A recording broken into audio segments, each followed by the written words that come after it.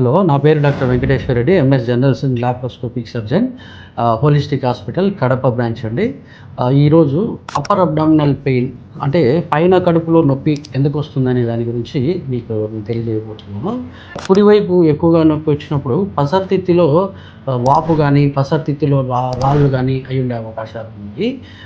సెంటర్లో మనకి epigastric region అంటాం. ఈ రీజియన్లో నొప్పి వచ్చినప్పుడు అది జీర్ణాశయంలో పుండు వల్ల కావచ్చు, లేదంటే ఈ ఆల్కహాల్ అది ఎక్కువ తాగే వాళ్ళలో ఈ ప్యాంక్రియాటైటిస్ అనే ప్రాబ్లం కూడా రీజన్ అయ్యి ఉండే అవకాశాలు ఉన్నాయి. ఈరోజు మనం ఈ పసర్తిత్తిలో రాళ్ళు వాపు దానికి సంబంధించిన దాన్ని మనం ఏ విధంగా ట్రీట్ చేస్తామనే దాన్ని మీకు నేను తెలియజేస్తున్నాను.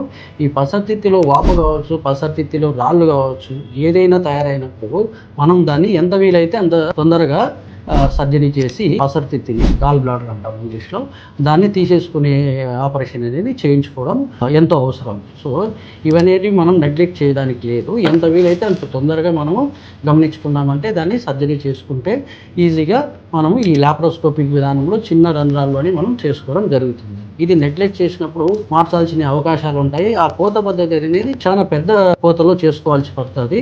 మనం ఇనిషియల్గా దీన్ని గమనించుకున్నామంటే కోత లేకుండా లాప్రోస్కోపీ విధానంలో మనం చేసుకోవచ్చు.